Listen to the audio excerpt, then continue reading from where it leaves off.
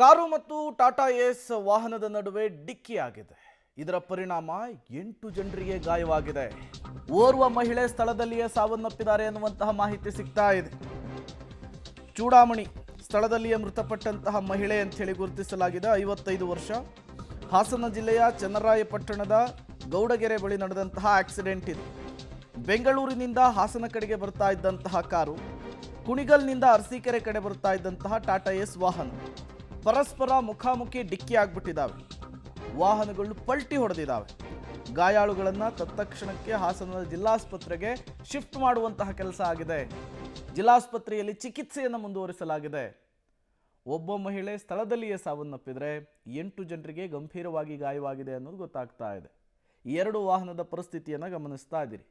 Car ಪಲ್ಟಿಯಾಗಿದೆ, ನಜ್ಜುಗುಜ್ಜಾಗಿದೆ. Tata ಏಸ್ ವಾಹನವೂ ಕೂಡ ಮಗುಚಿ ಬಿದ್ದಿದೆ. ಮತ್ತೊಂದು ಕಡೆ ಸ್ಥಳದಲ್ಲಿಯೇ ಮೃತಪಟ್ಟಂತಹ ಮಹಿಳೆಯ ಫೋಟೋವನ್ನು ಕೂಡ ಗಮನಿಸ್ತಾ ಇದ್ದೀರಿ. ತತ್ಕ್ಷಣಕ್ಕೆ ಪೊಲೀಸರು ಆಗಮಿಸ್ತಾರೆ. ಸ್ಥಳೀಯರ ಸಹಾಯದಿಂದ 8 ಜನರನ್ನು ಆಂಬ್ಯುಲೆನ್ಸ್ ಮೂಲಕ ಜಿಲ್ಲಾಸ್ಪತ್ರೆಗೆ ಸಾಗಿಸುವಂತಹ ಕೆಲಸ ಆಗಿದೆ.